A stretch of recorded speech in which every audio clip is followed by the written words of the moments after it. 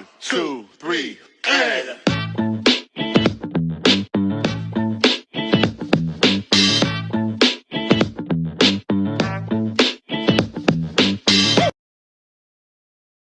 Peace and much love, family. It's your partner in purpose, D Brown, and this is the Uncaged Potential podcast. Today, on our final episode, I want to just simply talk to you, person to person, about the topic of the uncaged life. The uncaged life.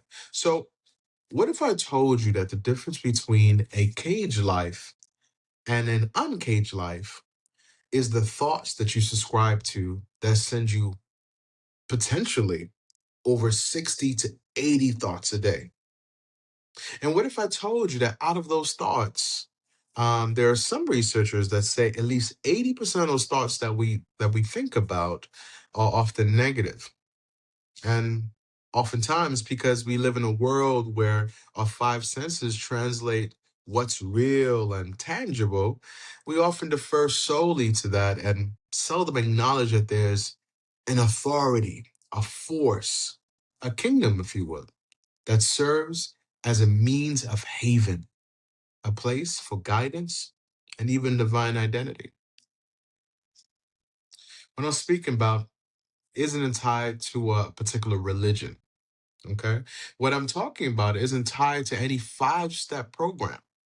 And in this podcast episode, I'd like to press upon you, the listener, the viewer, the businessman, the school teacher, the politician, the minister, the leader, the dire points of being uncaged in order for you to engage. Now, some examples of cages in our lives. Let's think about our health, right? Being overweight, something that I've shared on this podcast on quite a few different episodes. My journey from being 8 pounds away from being 400 pounds to being where I am now. It's still, in that journey of breaking out of that cage and getting and being a bit more healthier, right? Addictions. We talked about addictions on the very second episode. Okay, those are some of the things that serve as cages in our life. Different habits. We had a good friend of mine, Brother Brown, who's a substance abuse counselor, who spoke about how habits and addictions essentially rewire our brains and serve as cages that keep us from moving forward. All right, some people, go through certain traumas. We had a good friend of mine, Dr. Josias, who spoke about some of the traumas that he has gone through in his life as a child, in his business. There were so many different things that he's encountered. Those things served as a cage in his life as well. And even we don't talk about this enough. Stinking thinking. Right, the way that we think, the way that we process things, the way that we are all always glass half full, or glass half empty rather, right? Those things serve as cages that prevent us from actually living an uncaged life. Now, again, I just named a few examples of a caged life. Not to mention, there are some of the topics, again, that we spoke about in the previous episodes. But regardless of the type of cage, they all serve one particular purpose, friends. They all serve one particular purpose. And in this case, I'll give you a few different purposes, as a matter of fact. They serve your cage in your life is serving to constrict you. The cage in your life is serving to bind you. The cage in your life is meant to delay you, to harm you, discourage you, and subtly, ever so subtly, get you to mentally check out. You see, some of our cages, they're not so obvious, right? We talked about addictions, we talked about being unhealthy and so on and so forth, but some cages are so subtle, and because they move so subtly, so viscerally, we don't realize it's there, and we don't also realize it's constricting us and preventing us from moving forward. We find ourselves going through the same loops in our lives. Now, what happens when you're mentally checked out, right? Because again, we understand that when you are engaged, you're not, in most cases, not physically caged, right? Nothing physically is caging you. Mentally, we are oftentimes caged. All right. But what happens when you're mentally checked out or mentally caged, but you're physically present? Let's put this in the context of an entrepreneur or a leader or a manager, someone at the job, right? Someone who holds a high status at the job. And, you know, uh, we understand that, as a leader, you have a team that reports to you. You have people, subordinates, you have leaders, other leaders that you have to work with. And, your team receives your directions. But if you are mentally checked out, if you're mentally engaged somewhere, right, they won't be able to feel that you're really with them, right? They won't be able to really feel that you are indeed there to lead and guide them to the next level. When I think about that, I also think about like a football coach, right? The football coach is running plays, and they're saying, "Hey, this is what you need to do. This is what you need to do, and you need to go there." But can you imagine a football player or a football coach running plays, but their attention is not on the players? Can you imagine a football player, the basketball player, or whoever is you're giving instruction, but you're not mentally there with them. You're not emotionally there with them. That's what happens when you are mentally in a cage. You could be physically with somebody, but the part of you that really matters, the mental, the emotional, the spiritual, is not there. What about in relationships? How often has our significant other, our boo, our boyfriend, our girlfriend, how often have they mentioned that we just don't seem like we're present during conversations or in our time with our children? Okay. Very important, friends. How often do we hear that? Okay. Because again, those things that are caging us has us there partially. We're not fully there. We're not fully showing up in those circumstances, in those relationships, in our parenting. And the kids need us. They need all of us, right? Now, the reason why we are physically present, but seem like something is missing to the world is because something is actually missing: your mind and your spirit. We have so often learned to distance ourselves from our feelings, to be robotic, right? Mr. Roboto, there goes my dance, right? Mr. Robotic, Mr. Roboto in nature. We learn to be so withdrawn from the world, so withdrawn from our feelings, so withdrawn from what's actually going on around us, all right? Because mentally we're somewhere else. However, this is a trick and a false understanding of what it actually means to live. Your mind is in a cage because those things we listed earlier are caging us. We cannot be who we are called to be, who we are meant to be, if the important part of us, I've mentioned that before, the important part of us is stuck in a world which, by the way, we can't see. Okay? Especially if we focus on just our five senses. To all my leaders who work in the corporate environment, your team deserves more than that. To all my married folks, your spouse deserves more than that. For those who have children, your children deserve more than that. And guess what, friends? They don't just want you, they need you. You see, there are cages that we can't see. Earlier, we talked about the five senses, right? We talked about how we are living with the five senses, what we can see, what we can taste, what we can hear, what we can feel, right? And so on and so forth.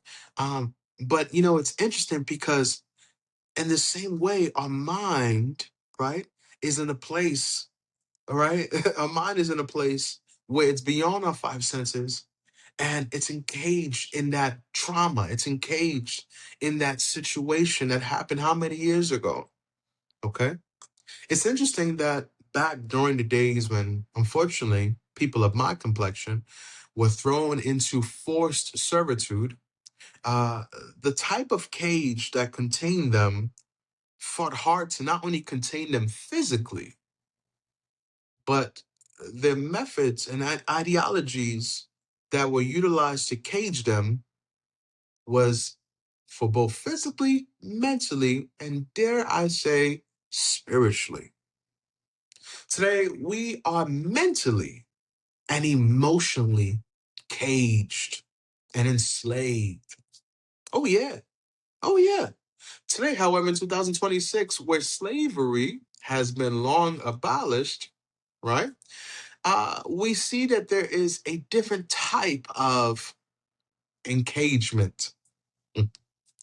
And if you're wondering what I'm talking about, just scroll through your timeline on social media. Just scroll through your IG and your, all the other social media platforms. Just flip through a few channels or shorts on YouTube. Matter of fact, in some instances, if you turn on the news, you'll see it there too. You'll see what they call the Black community. But this is happening within all communities.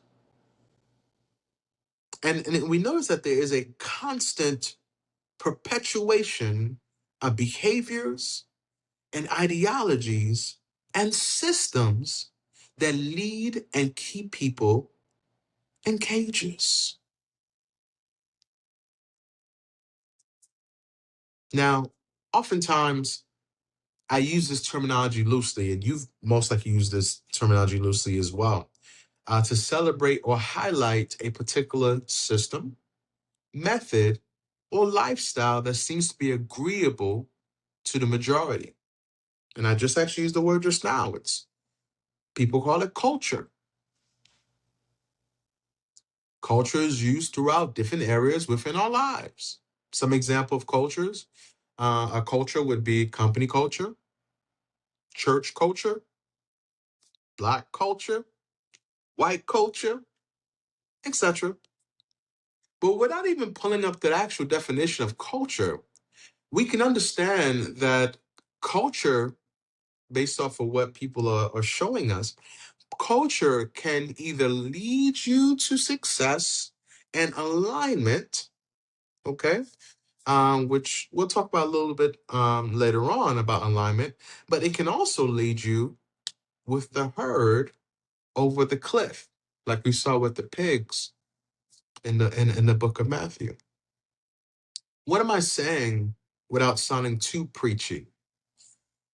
In our journey to becoming uncaged, it is important to not only follow, it is important for you not to follow everything that the masses are saying or doing.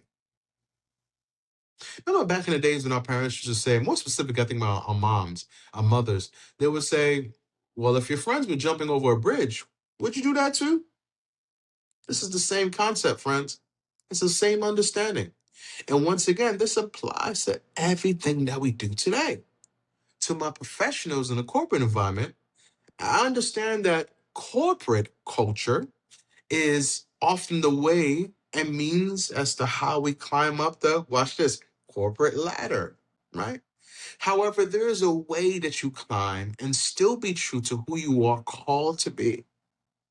My entrepreneurs who believe it's important to do and partake in every trend that seems to be trending on social media, my question to you is, does that particular trend align with who you are and what you are called to do? Just think about it. Is that particular trend aligning with who you are and what you are actually called to do? Because if there's anything that I've noticed in this world, is that everyone, from children to adults, can appreciate and detect authenticity over fugazi. They can detect when somebody's being real. They can detect when somebody is being transparent and organic. As a matter of fact, I learned, just over, again, this is my generation, just, you people on YouTube and technology and everything like that. But I noticed that, there's an uptrend of more and more reaction videos on YouTube. People are recording themselves, and for those who are not familiar with reaction videos, they are recording themselves have a natural reaction to another person's video. So, like for instance, and I hate to drop names, but Drewski seems to be the name right now, right? So what they'll do is they will record, or they would, record that video of that individual doing something, and they would also record them reacting to what that person is doing in the video. And there's something about the reaction that people are flocking to it. And it dawned on me that the reason why people like watching reaction videos is because, like I said, people like authenticity, like your natural shocked reaction to certain things. And it triggers a natural reaction for them to have a reaction towards that. People are looking for authenticity. So ultimately, if you're striving, as you should, to be authentic, true, and purposeful. All right. I would encourage you. I'm not. Of course, I'm not dissuading you or discouraging you from participating in trends. But might I challenge you to pursue truth? Okay. Whose truth? What truth? Truth in who you are. Truth in your brand. Truth in your message. Truth in the results that you say you will provide for those individuals. Okay? Never mind trying to be all things to everyone. However, let's push to produce for those individuals who resonate with the gifts and services that have been placed within you. Now, the next part of this conversation is very important. And, you know, I'm glad that you are here and that you made it to this part of the video. I definitely applaud you all for being here. Um, since now that we can identify ideologies, customs, and cultures that keep us caged, which we now know are meant to delay, hinder, or discourage us, the next logical thing is to understand and to apply this understanding of how do we actually live a life that's uncaged? You see, for the past few weeks, I've brought on a few different individuals. As a matter of fact, for almost 2 months now, I brought on different individuals within this platform, within my podcast. And, these individuals shared something called their uncaged moment. Now, the uncaged moment was, what is, a moment in their life where there was a significant change that took place, a pivot. Okay, a moment, a aha moment, where they realized certain things could not remain the same, because if they kept going in that direction, they would fall off the cliff, or if they kept going in that direction, they would forever be lost, right? Um, and again, for some people, it was a light bulb that went off for them. For other people, it was a series of trials that they encountered. But ultimately, it was a deep, visceral understanding or overstanding that their current beliefs, thoughts, and actions would never allow them to live an uncaged life as long as they continue to subscribe to lies.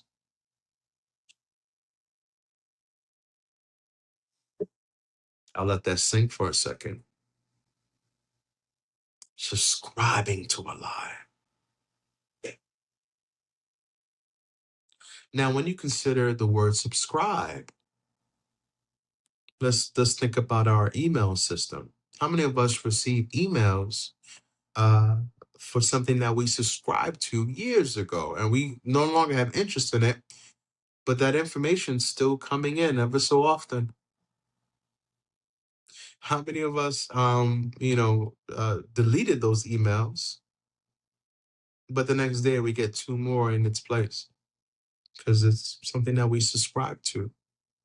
Okay, but like I said, there were lies that that we have come into agreement with, we subscribe to, and those lies were given to us, either through social media, through regular media, through at times family, friends, something that was told to us, we would never amount to anything, or you would never do this. There were certain things that we subscribed to, and we held them inside, right? But sometimes also there are certain things or lies that we subscribe to that we told ourselves. Now, I share with you all at the very beginning of this episode that we get a lot of different thoughts that come in every day. So there was a few researchers that stated that we get thousands.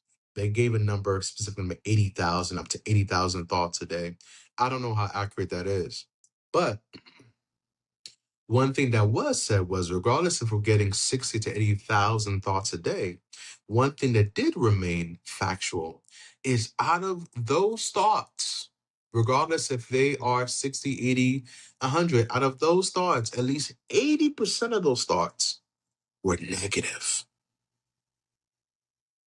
Now, if 80% of our thoughts, hypothetically speaking, are negative, matter of fact, instead of saying 80%, what if 50% of your thoughts were negative? What do you think your life will produce? Again, we're still trying to understand, how do we live an uncaged life, right? Will your life exemplify a stable or a prosperous life? If I'm thinking 50% negative, or if I'm thinking 50% of lies, or if I'm thinking 50% or 60% or 80% of what certain people are saying or believing that is detrimental to my life? Will my life exemplify a stable, prosperous life, or will it seem unbalanced and risky? There's some entrepreneurs here listening to this podcast, and they've been trying to wonder, they've been wondering why, to the outside world, why people are not opting into their services. Might I implore you to take a look at the inner me, at yourself, at the man in the mirror, and ask yourself, is there something about my life that seems a bit risky or unbalanced? It's not necessarily that my service is bad. It's not necessarily that I don't have what they need, but me personally, am I subscribing to something that is presenting me in a light that is not positive, or it doesn't show that I'm a sure win for them? So again, will my life exemplify a stable or prosperous life? Or will it seem unbalanced and risky, both to you, the people who you are serving with, or the people you are trying to appeal to? My friends, if most of what you think is negative, then I implore you to be intentional about these few things. What you're thinking, when you're thinking it, and what you are doing after you've thought it through. Let's break that down one more time.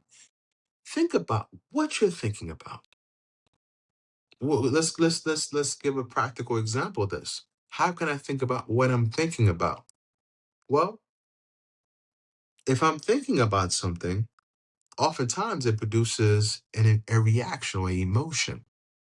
Is the thought that I'm thinking about producing an emotion that is conducive or productive to what I'm supposed to be doing, whether in the short or long term? Okay.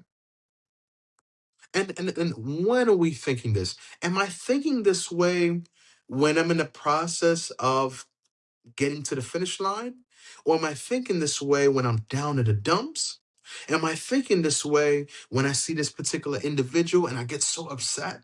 Or I see this particular individual and I feel a little, and what am I doing after that thought is through? See, some of y'all might hear this and say, Don, that's too much work. That's too much thinking. And the problem with that, friends, is if we aren't intentional about what we're thinking, if we're not intentional about intentional and proactive about what comes in, then we're not guarding the thoughts that are coming in. We're allowing other thoughts to come in. And now, we talked about not being Mr. Roboto because we're not guarding our thoughts. We're not aware of those thoughts coming in from outside sources. Garbage in, garbage out. If I'm receiving outside sources, outside things, now there are actions and certain feelings and certain things that I'm doing that is not even who I am. Because I'm not being mindful of the things that are coming in here. I'm just letting everything come my way. I'm allowing you to pour orange juice and ginger ale and this and that into my cup. And this is just who I am. Because I allowed you to put this in my... No! My friends, my friends, we have to be intentional about what we allow to come into our minds. We have to be intentional about guarding our hearts. Okay, so again, I'll say this one last time. It's important for us to be intentional about what we're thinking, when we're thinking it, and what we're doing after we've thought it through. I have some references for you in regards to um, what we think and how it ultimately constructs the world that we live. Proverbs 23:7. It says, "For as a man thinks in his heart, so is he." Romans 12:2. "And be not conformed to this world, but be transformed," man, "by the renewing of your mind." Philippians 4:8. It says, "Whatsoever things are true, whatsoever things are honest, whatsoever things are just, whatsoever things are pure, think on these things." Hmm, what am I saying? What is D. Brown saying? Right? Because he's preaching now, right? No, I'm not preaching. I'm just telling you facts. Hmm. What am I saying? Am I trying to get you to convert to a particular religion or ideology? Am I inviting you to be a theologian in order for you to experience success and prosperity in your life? Am I even asking you to blindly follow me on anything I'm saying? Anything I've been saying? Am I saying this is the way? This is the way to go? No, friends. What I am saying is what we follow is what we agree with. What we agree with is what we subscribe to. And what we subscribe to ultimately is what we see day in and day out.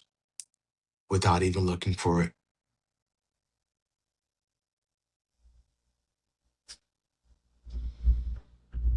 What we follow is what we agree with. What we agree with is what we subscribe to. What we subscribe to is ultimately what we see day in and day out without even looking for it. Now ask yourself, who here can afford to have an unforgiveness mindset, caging them while raising future kings and leaders called your children? I'll wait for you. Who here desires to wrestle with imposter syndrome, plaguing your mind while trying to run a team of future leaders? Try to take them to the next level, but yeah, you're constantly wrestling with this false understanding of who you are. Who here wants to suffer from anxiety and fear when it comes to starting a new business because of past trauma? Do me a favor. Just do me this one favor. Repeat after me. Before you repeat after me, take a deep breath. Repeat after me and say this. I am uncaged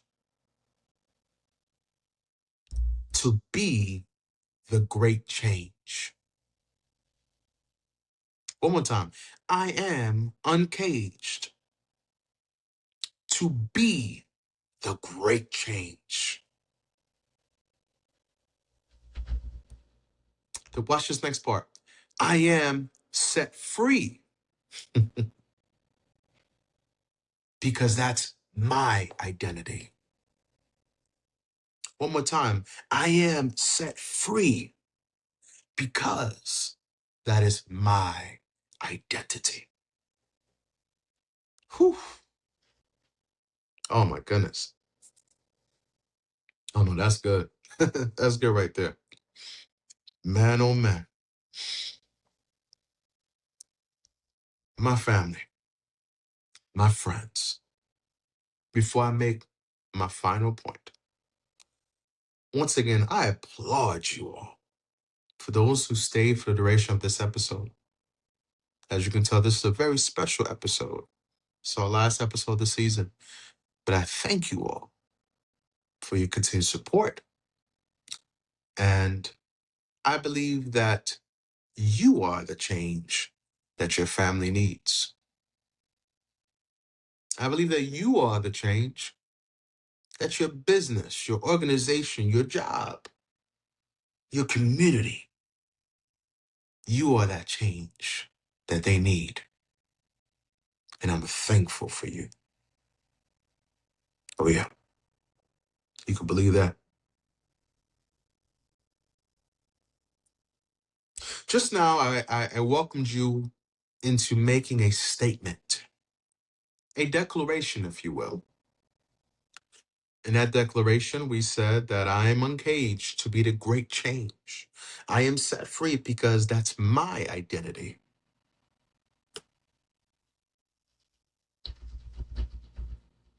Now, that's not just words we threw out there, but what we did just now was we made a verbal contract that impacts all realms of existence. And don't get thrown off by that terminology, all realms. Just flow with me, right? I'm not getting new age. I'm not getting crazy on y'all. Just flow with me for a second. What you just said just now transcends time. What you said just now transcends space. This speaks to your past, speaks to your present, speaks to your future. It speaks in a world, it holds weight in a world that we can't see.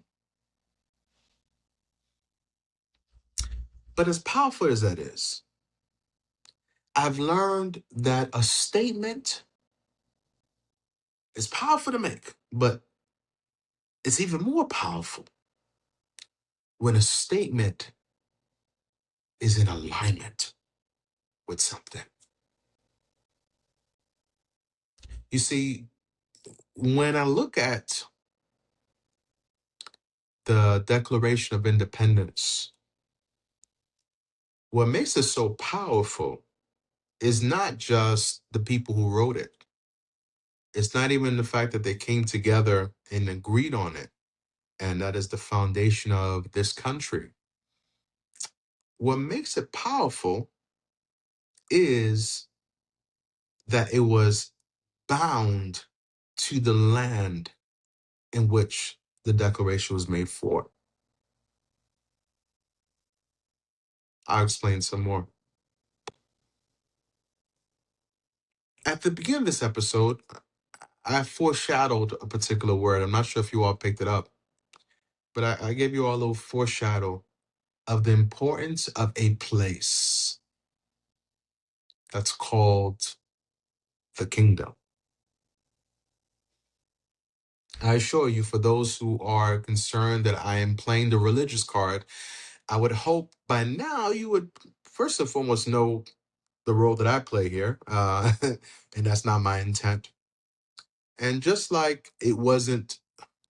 uh, just like how who the world refers to as Jesus attempted not to share religion, um, he came to share a kingdom, a message of the kingdom.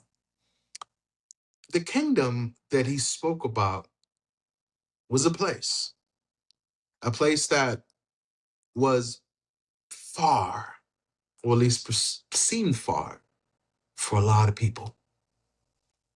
And it wasn't far because of its geographical location, Mm-mm.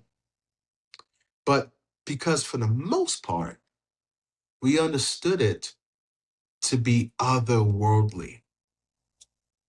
How many people here has ever heard of the kingdom of heaven or the kingdom of God? And we automatically think that it's millions of miles in the sky. Mm. We know that in the word and the Holy Scriptures, the Christ mentions that the kingdom is indeed not to the left, not to the right, but it's in here. It's inside of us. The kingdom, my friends, my fellow brothers and sisters, entrepreneurs, professionals, politicians, is where we are to live mentally and spiritually. Because in the kingdom, we truly find our identity, our safe haven, our power. And most importantly, is where we find the king. The kingdom is where we find the king. Now, every leader, minister, parent, educator, whoever's listening at this point, has gleaned from the cultures of this world. And don't get me wrong, it's not all bad. I'm not going to make it seem like every culture is bad or horrible or meant to keep us in bondage. No. However, as we discussed before, we are in a time where there is a lot of systems in play that are meant to encage us mentally. And if we remain there, not only does it hinder us from living the life we are predestined to live, but it prevents us from receiving the gifts, the leadership, and the service that have been placed within us. What I'm saying is, us breaking out today is not just about freeing ourselves for freedom's sake. It's about being able to identify our cages. Of course, breaking free, flying, living our purpose the way we are called to. And in us doing so, it allows others to see us live and shine in the purpose that we were called to serve. And they will be inspired to do the same. I remember, and we all know this story of the caterpillar. The caterpillar goes through a good portion of his life on the ground, looking for food, looking for shelter, just crawling around, crawling. And then eventually, he goes through a process where he wraps himself up, sets himself aside, and he grows. And he becomes a butterfly. But I learned that if caterpillars never become butterflies, their life expectancy is actually a lot shorter. Their life expectancy, they become really big and they just die before their time. Your purpose is not in your struggle. And again, I don't want to go too far to my point. Your purpose is not somebody else's purpose. Your understanding of who you are is not found in the culture of man. Your purpose, whether you are a leader, serving dozens of people, if you are someone working under leadership, if you're a parent, if you are someone struggling to get back on top, your purpose is not meant to solely be crawling on the ground. That was a time when you were supposed to crawl on the ground because there were some things that you had to learn on the ground. But there has to come a time where you separate yourself, where you're separated and you grow and you fly. And you flying, it's not just you flying that's beautiful, but it's the other caterpillars that are watching you fly, ultimately living in your purpose, living in the understanding and the power that comes from the kingdom that's innately within you. That is the success. That is the uncaged life. That is the uncaged success. That is the life that you have been called to. And I know oftentimes when it comes to this kind of talk, it gets super deep and super mystical and spiritual, and a lot of religion talk gets into this. But I want you to know that the message of the kingdom, which was brought by the Messiah, was never meant to be mysticized, or overly spiritual. It was meant to remind you, to tell you that your home, your identity, your source is within your possession. He said the kingdom is at hand. Do you know that in your walk right now? Do you acknowledge that when you are serving in your place of work, or are we allowing the culture to dictate that as well? Believe it or not, this is actually part one of part two, part one of two particular, or maybe even three, we'll see, of this particular topic. But nonetheless, I want you all to walk away thinking about this. What are the things that I have subscribed to that has led me into a place of bondage that has led me into a place of perpetual captivity? What things have I constantly come in agreement with? Who am I entertaining that's making those thoughts have live rent free in my mind, that's keeping me bound? Am I actually here 100%? Or am I just partially here, physically giving orders, telling my kids what to do, telling my spouse I love them, but mentally I'm somewhere else because of the cages that I'm in?